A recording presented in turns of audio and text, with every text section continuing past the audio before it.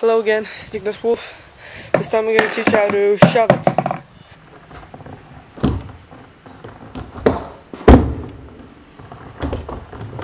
Alright, the foot placement of a shove it is like this. I just keep my back foot like here so I can scoop it right there. My front foot like a kickflip. So I don't just scoop it like that. I just I pop it down and shove it then. So after I pop it down, I shove it. So it looks like this. And here are some examples.